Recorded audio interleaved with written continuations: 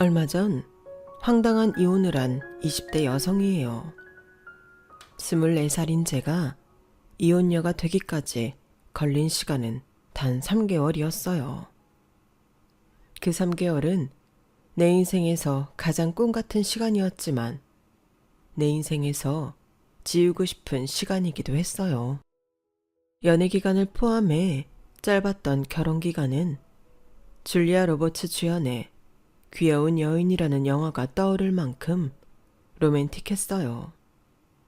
마치 제가 신데렐라라도 된 기분이었거든요. 하지만 이 결혼에 내 막을 알게 된 순간부터는 무시무시한 호러극처럼 변해버렸죠. 황당한 건 저는 이혼조차 할 수 없는 상황이었다는 거예요. 내 손으로 직접 혼인신고서를 작성했음에도 저는 제 남편의 아내가 아닌 동거인으로만 인정되었으니까요. 그럼 지금부터 황당하고 소름 끼치는 제 결혼 사연을 들려드릴게요. 남편을 만나기 전 저는 애견 미용샵에서 애견 미용사로 일하고 있었어요. 어릴 때 꿈은 간호사였는데 대학에 갈 형편이 안 돼서 일찌감치 꿈을 포기할 수밖에 없었어요. 저희 아빠는 제가 10살 무렵 엄청난 빚을 남기고 사라져 버리셨어요. 그 빚을 떠안은 엄마는 밤낮 없이 일을 해 돈을 갚아야 했어요. 하지만 여자 혼자 아이까지 키우며 쉽게 갚을 수 있는 금액이 아니라서 우리 모녀는 늘 빚독촉에 시달리며 살아야 했어요. 그래도 돌이켜보면 엄마랑 같이 살았던 그때가 좋았던 것 같아요. 가난했지만 의지할 수 있는 엄마 품이 있었으니까요. 제가 18살이던 고등학교 2학년 겨울, 늘 일과 빚독촉에 찌들어 살던 엄마는 동도 트기 전 일을 하러 집을 나섰다가 음주 차량에 치여 세상을 떠나셨어요. 경찰로부터 엄마의 사고 소식을 들은 순간 저는 세상이 무너져 내리는 기분이었어요. 너무 막막해서 정상적인 사고조차 할 수 없었죠. 무슨 정신으로 장례를 치렀는지도 모를 정도로요. 장례라고 해봐야 연락할 친척도 없어서 장례식도 없이 화장을 했을 뿐이었지만 그나마도 담임 선생님이 도와주지 않으셨다면 아무것도 못했을 거예요. 제 손으로 엄마의 사망 신고를 하고서야 비로소 이 세상에 더 이상 나를 안아줄 가족이 없다는 걸 깨닫게 되었어요. 살았는지 죽었는지도 모를 아빠는 집을 나가던 순간부터 가족이 아니라고 생각했으니까요. 엄마가 지난 8년간 죽을 힘을 다해 갚아왔지만 반도 갚을 수 없었던 아빠의 빚은 엄마의 목숨과도 같은 사망보험금으로 다 갚을 수가 있었어요. 그래서 더 아빠에 대한 원망이 컸어요. 아빠가 엄마를 죽인 거나 다름없다는 생각을 지울 수 없었거든요. 비록 우리 모녀를 찰거머리처럼 쫓아다니던 빚은 사라졌지만 여전히 제 삶은 빈곤했어요. 아빠 빚을 갚고 나니 수중에 남은 돈은 200만 원 남짓이었거든요. 몇 달 월세를 내고 나면 끝나는 돈이었죠.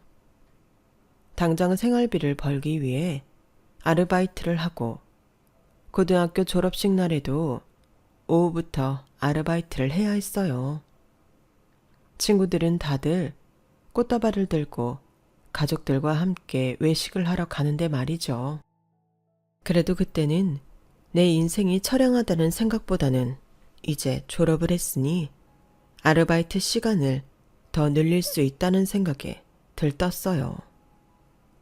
고등학교를 졸업하자마자 아르바이트를 늘린 저는 그렇게 모은 돈으로 애견 미용학원에 등록을 했어요. 그리고는 견습생 생활을 거쳐 학원 원장님 추천으로 강남에 있는 애견 미용샵에 취직을 하게 됐어요. 그리고 그곳에서 남편을 만나게 되었죠. 당시 제가 일하던 샵은 밤 8시에 문을 닫았는데 하필 그날은 마감 후에 예약이 잡힌 거예요. 선배들은 다들 약속을 핑계로 빠져나갔고 막내인 제가 원장님 레이더에 잡히고 말았어요. 정원 씨, 미안하지만 수고 좀 해줘야겠다. 어지간하면 마감 후에는 예약 안 받으려고 했는데 단골 손님 부탁이라서 어쩔 수가 없었어. 그분 아드님인데 워낙 바쁜 분이라서 그때밖에는 시간이 안 된다시네. 솔직히 짜증이 났어요. 사실 저도 다음 날이 샵 휴무일이라서 오랜만에 친구들이랑 놀기로 했었거든요. 그런데도 원장님은 제게 약속이 있는지도 묻지 않으시고 폭탄을 떠넘겼으니까요. 8시가 되자 다들 퇴근을 하고 결국 저 혼자 샵에 남게 되었어요. 예약 시간인 8시 30분이 지났는데도 예약 손님은 나타날 줄 몰랐어요. 슬슬 짜증이 나기 시작하더라고요. 내가 누구 때문에 약속도 깨고 이 시간까지 이러고 있는데 코빼기도 안 보이는 거야. 오기만 해봐라. 입을 툭 내밀고 툴툴거리고 있는데 그때 출입문이 열렸어요. 그런데 애견 가방을 들고 가게 안으로 들어서는 남자를 보니 말문이 막혔어요. 너무 멋졌거든요. 수트핏이 정말 예술이었어요. 방금 전까지 툴툴거렸던 게 후회될 정도로 심장이 쿵쿵 울려댔어요. 은은하게 풍기는 향수 냄새까지 딱 제 취향이라서 감정을 숨기기 힘들더라고요.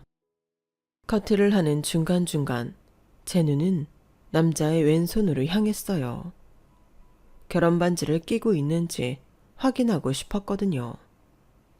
그도 그럴 게 남편은 저보다 13살이 많았기 때문에 처음 봤을 때도 확실히 나이가 느껴졌었거든요. 다행히 손가락에 반지가 없는 걸 확인한 저는 몰래 안도의 한숨을 쉬었어요. 이후로도 남편은 매번 같은 시간에 예약을 했고 그럴 때마다 제가 홀로 샵에 남아 남편을 맞았어요. 해외 출장이 잦았던 남편은 면세점에서 사온 향수며 립스틱 선물을 자주 해주었는데 하나같이 고가 제품들이라서 조금 부담도 됐지만 은근히 기쁘더라고요. 혹시 이 사람도 내게 마음이 있는 게 아닌가 하는 희망도 생겼고요. 그렇게 반년쯤 지났을까요? 그날은 비도 오고 손님도 없어서 사장님이랑 선배들은 먼저 퇴근을 하고 저 혼자 마감 시간까지 기다렸다가 문을 닫게 되었는데 막 간판불을 끄던 그때 남편이 샵 문을 열고 들어온 거예요. 예약도 없었는데 말이죠. 평소와 달리 넥타이를 풀고 온 남편을 보니 왠지 설레더라고요. 뭐랄까, 제 또래 남자들한테서는 볼 수 없는 중후함과 안정감 같은 거랄까요. 아무튼 갑작스런 등장이었지만 기분은 좋더라고요. 집에 가다 보니 불이 켜져 있길래 들어와 봤어요. 정원 씨가 있으면 좋겠다 생각했는데 운이 좋았네요. 혹시 시간 되면 나랑 한잔 할래요? 비가 와서 그런가 빈집에 들어가기 싫으네요. 손님이 아닌 이성으로 만날 수 있는 기회를 놓치기 싫었어요. 그래서 저 역시 술 생각이 나던 참이라고 둘러댔죠. 남편은 오랜 단골집이라면서 골목 안에 위치한 작은 이자카야로 저를 데리고 갔어요. 테이블도 몇 개 안 되는 협소한 공간이었지만 안주 구성도 그렇고 분위기 자체가 꽤 고급스러웠어요. 내가 알던 저렴한 이자카야와는 차원이 다르더라고요. 샵이 아닌 술집이라서 그런가 평소와 달리 조금은 풀어져 있는 남편의 모습도 꽤 보기 좋더라고요. 나이 차이는 많이 났지만 대화를 하는데 전혀 막힘이 없을 정도로 얘기도 잘 통하고 시간 가는 게 아쉬울 정도로 좋았어요. 이후에도 남편은 퇴근 후에 종종 샵으로 찾아와 함께 술자리를 갖게 되었고 친해진 만큼 남편한테 받은 선물도 늘어만 갔어요. 매번 받기만 하는 게 미안해서 제 딴에는 거금을 들여 넥타이 핀을 선물하기도 했는데 남편은 저를 만나러 올 때마다 그 핀을 하고 와주었죠. 그렇게 썸 아닌 썸을 타는 사이 우리 관계는 친구와 연인의 중간쯤에서 어중간한 사이로 지내게 되었어요. 조금 더 진도를 나갔으면 하는 바람이 있었지만 남편은 섣불리 선을 넘지 않더라고요. 나를 배려해서 그런다는 걸 알면서도 한편으로는 서운하기도 했어요. 제가 남편에 비해 너무 기울어서 그런 게 아닐까 하는 자격지심도 한몫했죠. 그래서 하루는 친구한테 이런 상황을 얘기했더니 친구가 그러는 거예요.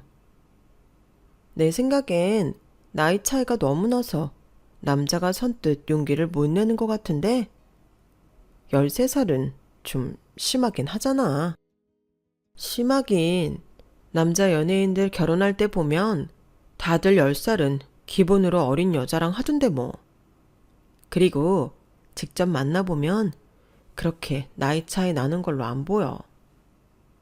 어떻게든 좋은 쪽으로 생각하고 싶었던 저는 친구한테 강요하다시피 어떻게든 우리 관계를 인연으로 포장하려 애썼어요. 알았어 기집애야. 암튼 네 말대로라면 남자도 너한테 관심이 없는 건 아닌 것 같아. 관심도 없는데 남자가 그 비싼 선물을 하진 않을 거 아니야. 막말로 그렇게 재력도 있고 인물도 좋은 남자라면 주변에 여자도 꽤 따를 텐데 굳이 관심 없는 여자한테 정성을 들이겠니? 아마도 나이 때문에 선뜻 대시를 못하는 게 아닌가 싶다. 친구 말을 듣고 보니 그게 제일 설득력 있는 결론 같았어요. 그래서 용기를 내 내가 먼저 대시를 해버렸죠.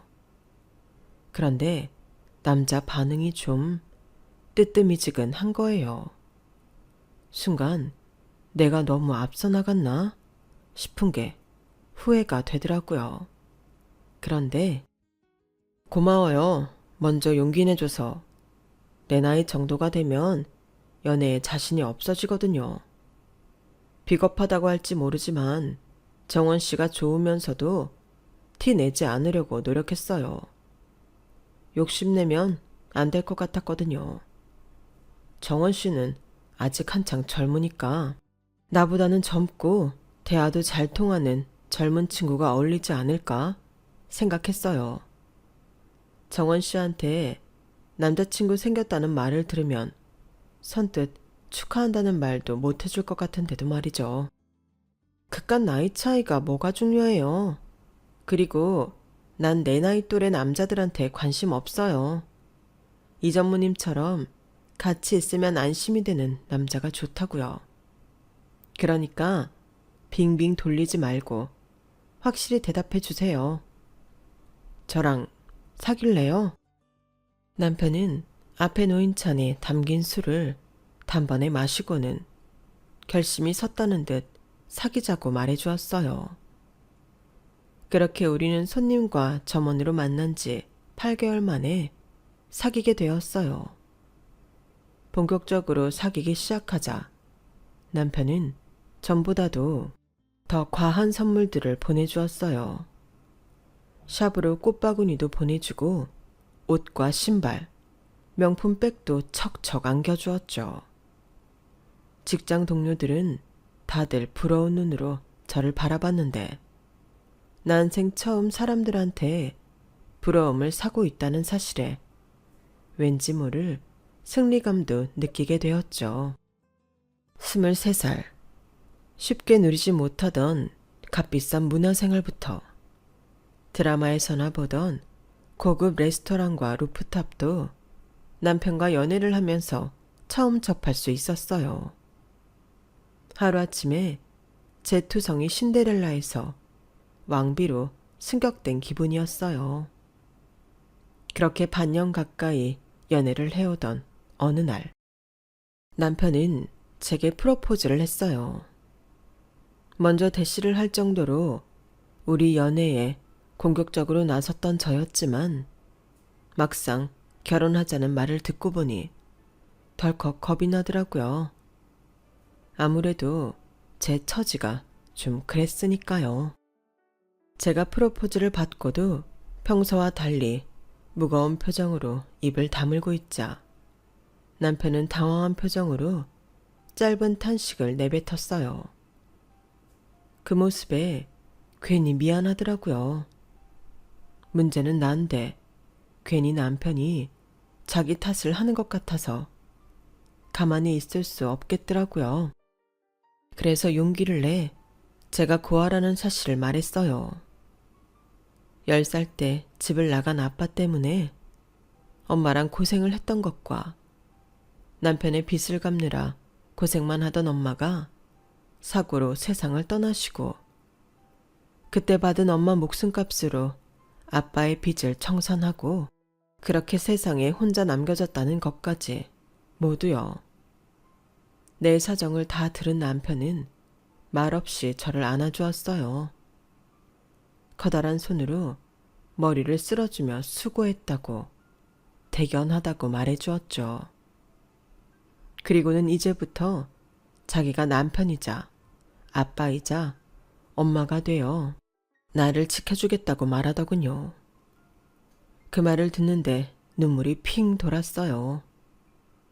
엄마가 세상을 떠나신 이후 그 누구도 저를 지켜주겠다 나선 사람은 없었거든요.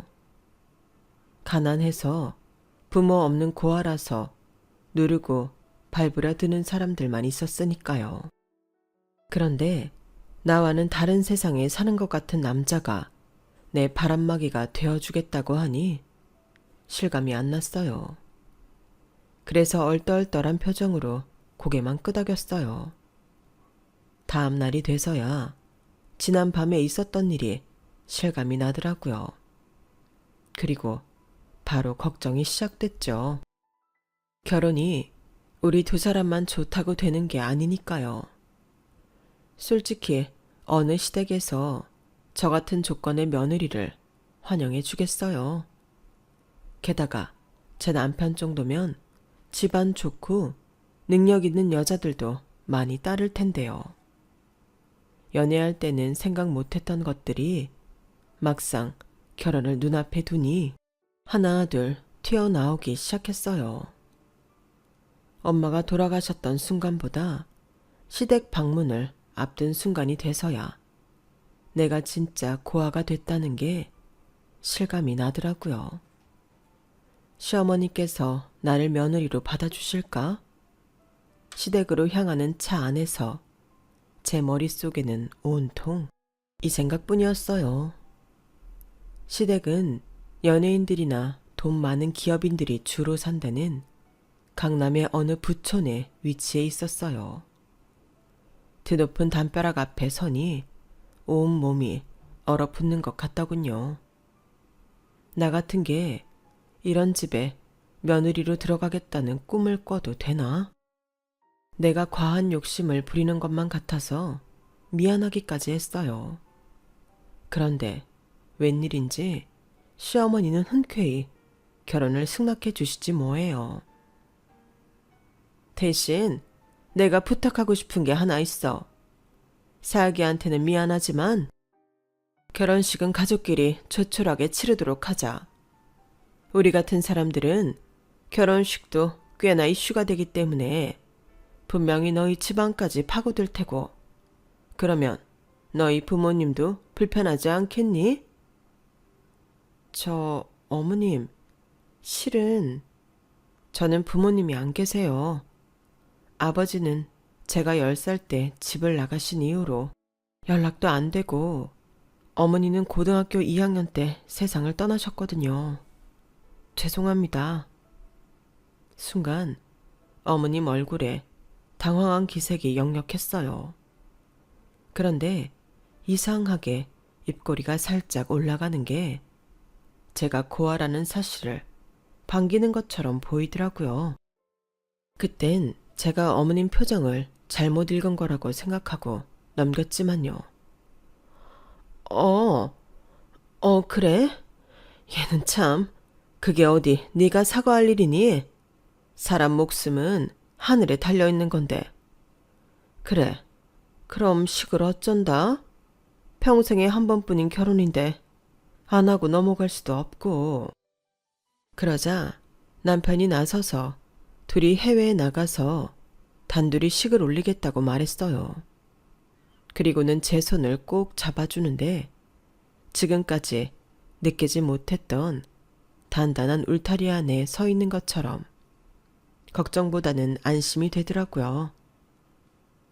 그렇게 우리는 파라다이스 같은 멕시코의 칸쿤 해변에서 낭만적인 결혼식을 올리고 부부가 되었어요. 정확히 말하자면 정식 결혼식은 아니었고 노을진 해변가에서 서로 반지를 교환하는 정도였죠. 그래도 그 순간을 남기고픈 마음에 근처 카페 직원에게 부탁해 사진 좀 찍어달라고 부탁을 했는데 그분이 모두 조작을 잘못하는 바람에 사진이 아닌 13초짜리 동영상만 남게 되었어요. 못내 아쉬웠지만 어쩔 수 없는 일이었죠. 신혼여행에서 돌아온 날 어머님이 마련해 주신 신혼집으로 갔어요.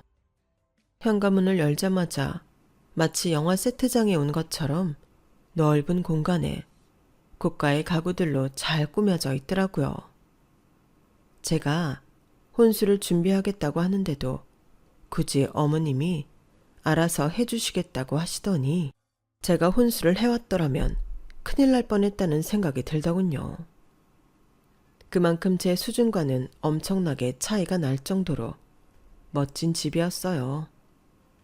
부모도 없이 2천에 50짜리 월세집에서 살던 내가 멋진 남자와 결혼해서 하루아침에 영화 속 주인공처럼 신분 상승을 한 것 같이 느껴지더라고요. 더는 월세 걱정도 없고 가스비가 아까워 냉방에서 전기장판을 깔고 잘 필요도 없고 여름엔 그 큰 집에서 하루 종일 에어컨 바람 쐬며 살게 되었으니까요. 이런 안락한 삶은 내 인생을 통틀어 처음이라서 하루하루가 마치 꿈을 꾸는 것만 같았어요. 딱 하나, 시어머니가 집안 사람들 모임에 저를 참여시키지 않는다는 것만 빼면요. 남편은 그걸 오히려 어머님이 저를 감싸느라 그러시는 거라고 하더라고요. 우리 집안 사람들 겉으로 고상한 척 하지만 알고 보면 다 속물들이야. 돈 앞에서 서로 물고 뜯고 싸우는데 도 같은 사람들이지. 어머니는 정원이 널 그런 인간들 사이에 밀어넣고 싶지 않으신 거야. 일종의 배려지. 그러니까 너무 서운해하지 마. 솔직히 남편의 그 말을 믿고 싶었지만 그러면서도 온전히 의심이 가신 건 아니었어요. 아무리 그래도 그렇지 결혼식도 우리 둘이서 하게 하고 집안 행사에도 참석시키지 않는다니. 좋게 포장하면 제가 상처받을 걸 어머님 선에서 차단하는 거라고 하겠지만 이건 누가 봐도 제가 창피해서 그러시는 거라고 밖엔 생각할 수 없잖아요. 할 수 없이 결혼 승낙은 해주셨지만 그 집 사람으로 온전히 받아들일 수 없다는 무언의 거절이 아닌가 싶더군요. 저를 기죽이고 초라하게 만들어서 네 발로 뛰쳐나가게 하려는 시나리오 말이에요. 그런데 제 예상과 달리 시어머니는 저를 내쫓으려고 혈안이 된 분은 아니었어요. 오히려 그 반대였죠. 결혼 후 일을 그만두고 집에만 있는 저를 생각해서 쇼핑도 데리고 다니시고 전시회를 핑계로 저를 불러 바람도 쐬어주셨거든요. 거기다 호칭조차도 시어머니가 아닌 엄마라고 부르게 하셨고요. 나는 시어머니라는 호칭에 거리감 느껴져서 싫더라. 말로는 며느리도 딸이라고들 하면서 왜 호칭부터 거리감 느끼게 그렇게 불러야 되는지 모르겠어. 나는 딸도 없고 넌 이제 내 딸이나 마찬가지니까 나를 엄마라고 불러주면 어떻겠니? 그동안 부모도 없이 혼자 외로웠을 텐데 내 품을 내어주고 싶어서 그래. 어떻게 날 엄마로 불러주겠니? 말씀은 감사드리지만 그래도 어떻게 그래요. 그러면 엄마 말고 시엄마는 어떨까요? 요즘 제 또래 친구들 중에는 그렇게도 많이 부르는데요. 그러자 어머님이 서운한 티를 내시며 그러셨어요. 너는 꼭 나랑 선을 그어야 마음이 편한 거 보구나. 그렇게 호칭에 시자를 붙이고 싶다면 내가 어쩌겠니? 부르는 사람 마음인걸. 내가 너무 마음이 앞서서 널 불편하게 한 모양이다. 그래, 그냥 너 편한 대로 해라. 아니에요, 어머님. 아니, 엄마. 제 생각이 짧았어요. 그럼 앞으로 엄마라고 부를게요. 처음엔 어색하고 입에 붙지 않아서 실수도 많이 했지만 자주 엄마라고 부르다 보니 금세 그 호칭이 입에 붙었어요.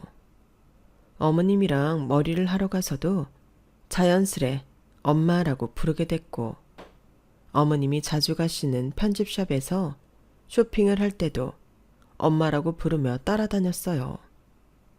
그랬더니 점원들도 시어머니와 저를 모녀 사이로 오해를 하게 되었죠.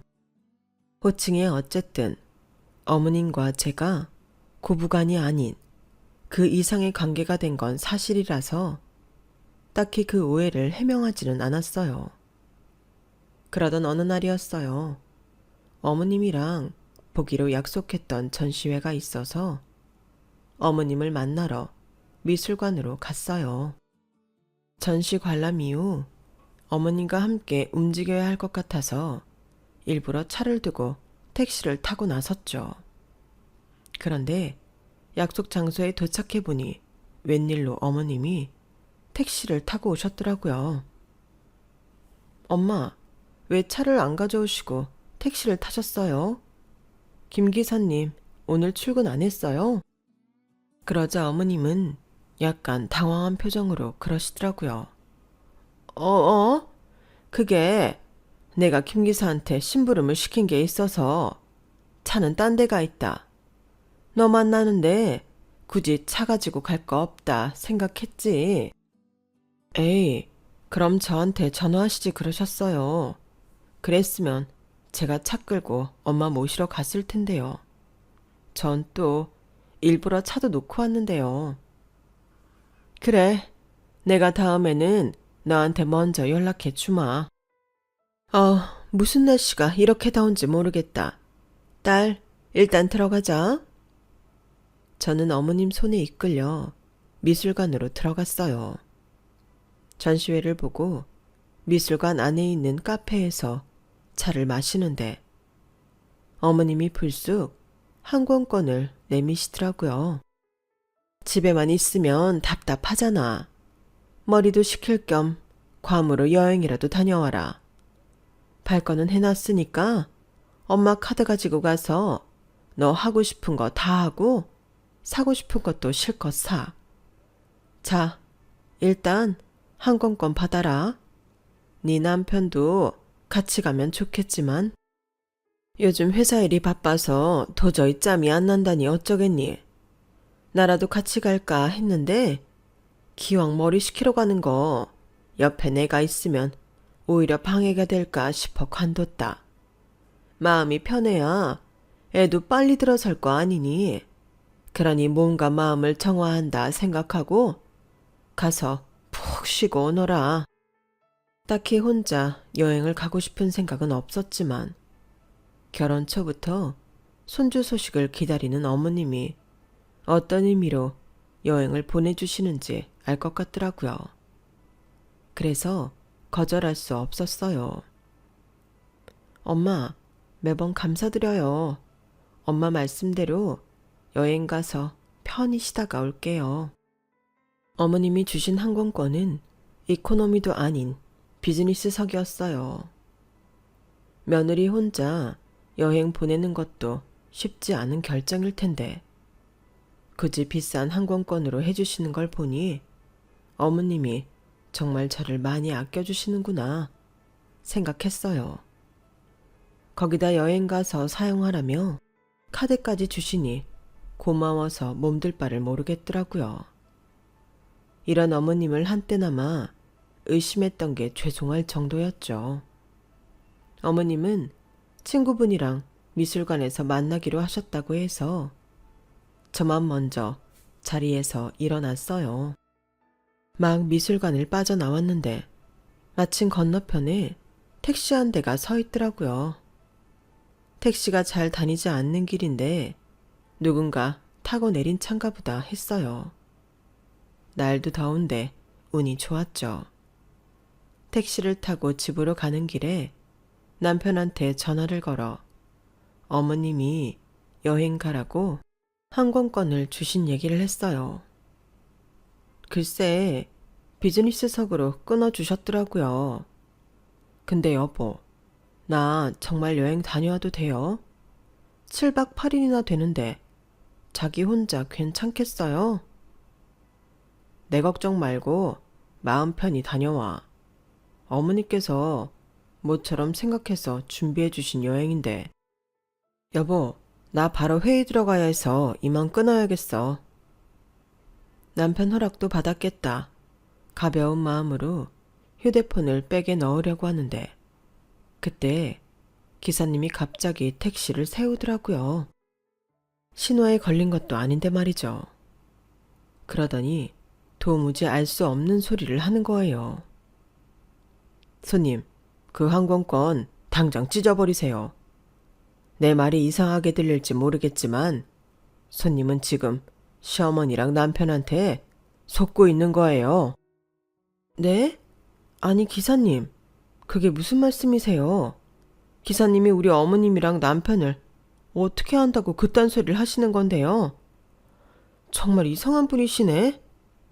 자꾸 이상한 소리 하실 거면 저 여기서 내릴게요. 10,000원짜리 한 장을 꺼내놓곤 막 차에서 내리려는데 기사님이 차문을 철컥 잠그더라고요. 그 순간 온 몸에 털이 쭈뼛 서면서 식은땀이 나기 시작했어요. 이게 말로만 듣던 택시 강도인가 싶었거든요.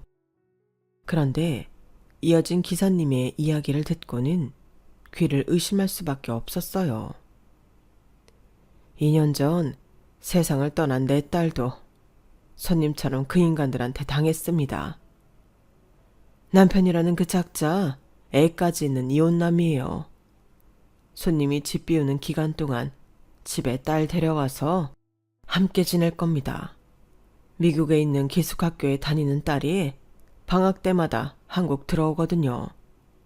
내 말을 못 믿겠다면 항공권에 적힌 출국날 확인시켜 드리겠습니다.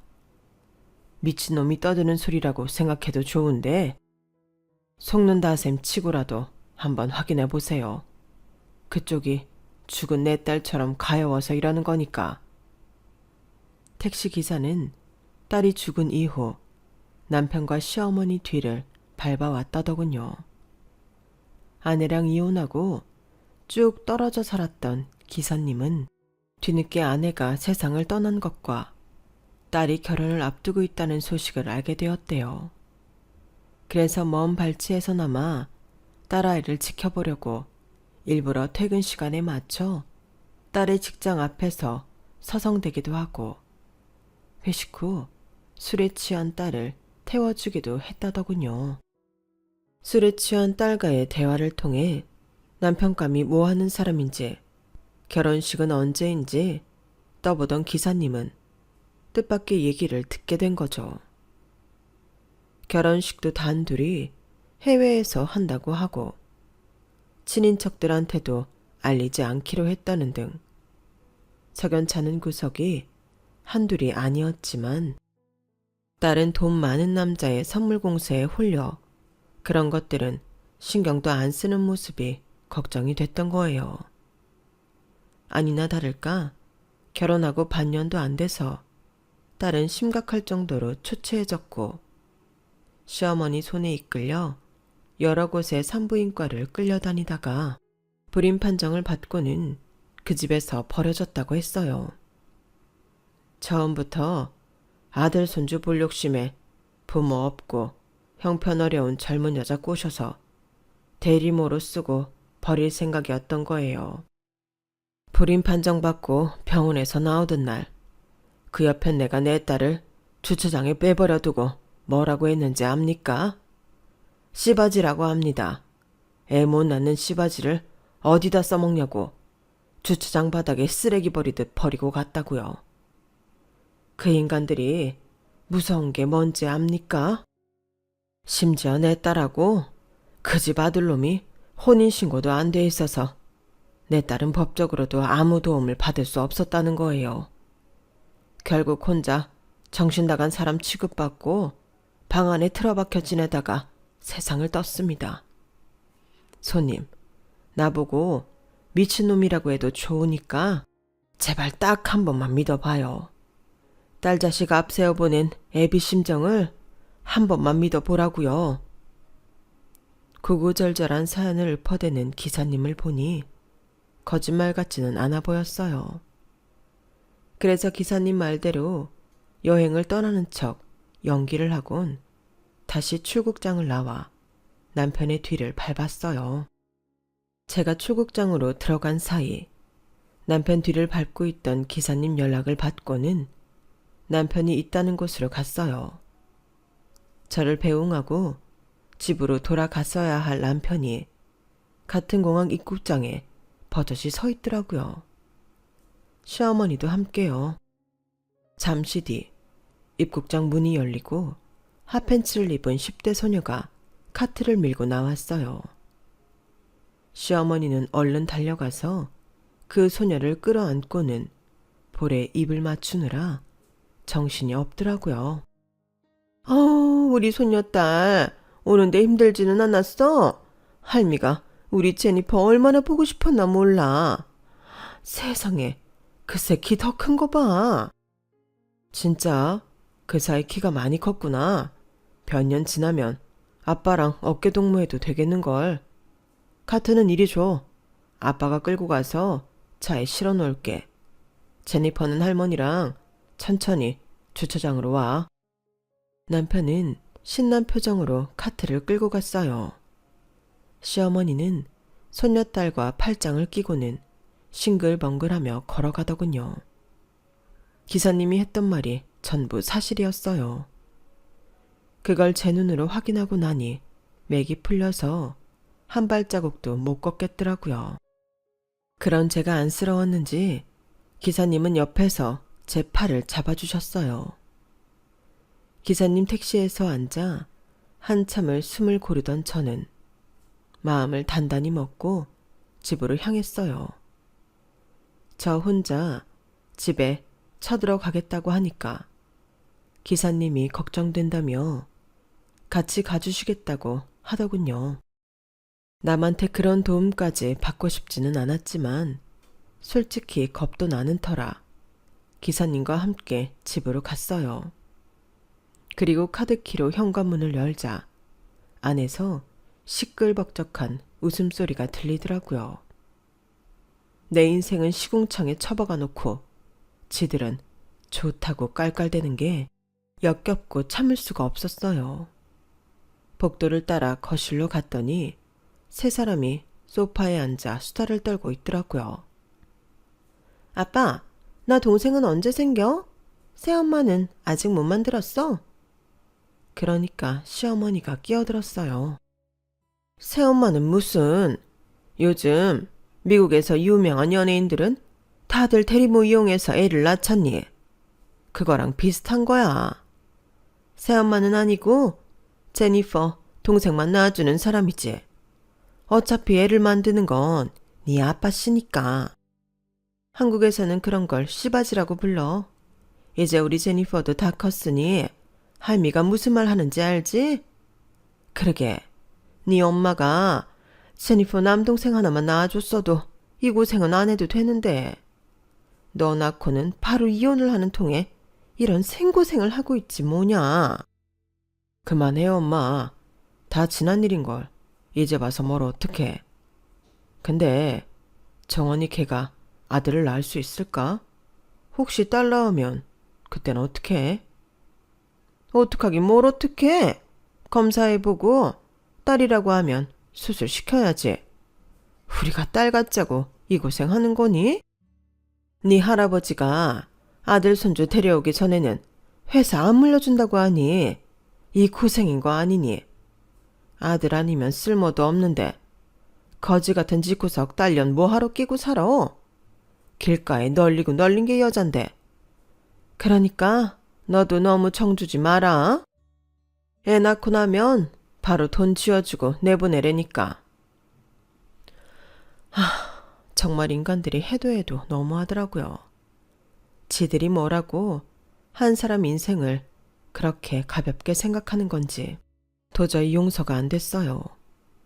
그래서 더는 듣고 있을 수만은 없어서 버럭 소리를 질렀죠. 당신들 정말 쓰레기였구나. 설마 했는데 어쩜 이럴 수가 있어. 내가 쓰고 버리는 일회용 컵이야? 애만 뺏고 내쫓는다고? 누가 당신들한테 애는 낳아준대? 정말 생각하는 거 하나까지 최악인 쓰레기들아. 여보, 당신이 여긴 어떻게 온 거야? 분명히 추국장 들어가는 것까지 봤는데 왜 다시 돌아온 거야? 그리고 옆에 저 사람은 또 누구야? 이봐요, 당신 뭔데 내 집에 함부로 들어온 거야? 당장 안 나가? 남편은 애꿎은 기사님을 붙들고 실랑이를 벌였어요. 아마도 추잡한 집안일을 제 3자한테 들키기 싫어서 그런 걸 거예요. 내가 누구냐고? 네 연놈들이 죽인 강시연이 아빠다. 기억은 나냐? 네 놈이 정신병자 취급해서 이 집에서 내쫓은 내 딸 시연이 기억은 하냐고. 네 놈 때문에 내 딸이 죽었는데 네 놈은 또다시 젊은 여자 인생 망치려고 들어. 그깟 아들 하나 보자고? 너 같은 놈은 애비 될 자격도 없는 놈이야. 살 가치도 없는 인간 쓰레기라고. 비록 내 딸은 증거가 없어서 네 놈한테 순순히 당하고 끝났지만 이번엔 안 될 거다. 내가 그렇게는 안 놔둘 테니까. 기사님은 남편의 멱살을 쥐고는 흔들었어요. 그러자 어머님이 끼어들어 기사님을 밀쳐버렸죠. 그 바람에 기사님은 바닥에 엉덩방아를 찍고 말았어요. 이 거지 새끼가 어디서 내 아들 멱살을 쥐어? 어라, 이제 보니 니놈 얼굴 기억난다. 지 딸 죽었다고 우리 집에 찾아와 난동 부렸던 그 택시기사 맞지? 멀쩡한 사람 살인자로 몰아세우더니 아직도 죽지 않고 살아있었네. 그때 저놈을 깜빵에 쳐넣었어야 했는데 그걸 못해서 내내 찜찜했는데 잘 됐다. 이참에 니놈 콩밥이나 먹여줘야겠어. 남의 집에 함부로 들어와 행패를 부렸으니 가택 침입으로 신고하면 되려나? 누구 마음대로 가택 침입이래요? 엄연히 제가 모시고 온 손님입니다. 어머머, 얘 말하는 거 봐라. 누가 보면 여기가 네 집인 줄 알겠다. 내 아들 집에 얹혀 사는 주제에 어디서 집주인 행세야? 뭐 그나마도 오늘부로 이 집에서 쫓겨날 처지지만 말 나온 김에 여기 있는 네 짐 챙겨서 나가라. 이렇게 된 마당에 너도 이 집에 남아있기 힘들지 않겠니? 그러니 서로 좋게 좋게 끝내자고. 그 말씀은 이혼을 하라는 말씀인 거예요? 그런 거라면 걱정 마세요. 저도 이 사람이랑 더는 부부로 살 생각 없으니까. 당신들이 등 떠밀어서 하는 게 아니라 내 의지대로 이혼할 겁니다. 그러자 시어머니가 피식 웃으며 그러는 거예요. 이혼? 너 정신이 좀 이상한 애 아니니? 결혼도 안 했는데 무슨 이혼을 해? 아들, 너 저 애랑 결혼한 적 있니? 엄마도 참, 내가 바보야. 또 결혼을 하게. 제니퍼 엄마랑 이혼할 때도 그렇게 진절머리를 쳤는데 내가 미쳤다고 결혼을 또 하겠냐고. 그리고 결혼이 애들 장난이야? 제가 뭐 볼 게 있다고. 내가 저런 애를 아내로 들여. 결혼도 급이 맞아야 하는 거지. 정원아, 안 그러니? 설마 예전에 쓴 혼인신고서 믿고 이렇게 까부는 거라면 안 그러는 게 좋을 거야. 그거 내가 그날로 찢어버렸거든. 넌 그냥 내가 던져주는 선물 받으면서 필요에 따라 움직여주기만 하면 되는 거였는데 이렇게 과욕을 부릴 줄은 몰랐네. 주제 파악도 못하고 말이야. 잘 들었지? 넌 서류상 어디에도 내 아들이랑 얽힌 자국이 없는 애야. 막말로 니들이 결혼식을 했니? 뭐를 했니? 심지어 나 자주 가는 헤어샵이랑 드레스샵에 가서 물어도 마찬가지일 거다. 그 사람들 중 누구도 너랑 나를 고부간이라고 들은 사람은 없으니까. 이제 네 처지가 어떤지 알겠지? 그러니까 긴 말 할 거 없이 짐 싸서 나가. 기사님 말씀대로 이 인간들은 처음부터 제 혼인 흔적을 하나도 남기지 않았더라고요. 결혼식을 둘이서 따로 하게 한 것도 그런 계획의 일부였던 거예요. 결국 그날 저는 짐을 싸들고 그 집을 나을 수밖에 없었어요. 하지만 1년 뒤 저는 그 모자로부터 엄청난 위자료를 받았고 남편은 결혼 사기죄로 6개월 실형을, 시어머니는 집행유예를 선고받았어요. 재판 과정에서 관건은 저희 부부의 혼인 유무였는데 생각지 못한 동영상 하나가 증거로 채택돼 큰 역할을 했지 뭐예요. 그건 바로 신혼여행 중에 현지 카페 직원이 스틸샷인 줄 알고 잘못 찍었던 13초짜리 동영상이었어요. 그 동영상 안에서 남편이 제게 결혼 반지를 끼워주며 우리 방금 결혼했어요 라고 하는 말이 생생하게 담겨 있었거든요. 게다가 해변에서 물놀이를 하던 사람들이 결혼 축하 인사를 건네는 장면도 담겨 있었고요. 남편은 생각지도 못한 증거 앞에 할 말을 잃더군요. 그리고 기사님이 지난 2년 동안 남편과 시어머니를 추적하며 얻은 사진들, 그리고 죽은 기사님의 딸의 일기도 재판에 큰 영향을 미쳤어요. 그 재판을 통해 저와 기사님은 동병상련의 아픔을 위로하는 사이가 되었어요. 피는 한 방울도 안 섞였지만 아빠와 딸처럼 서로 의지하게 되었거든요.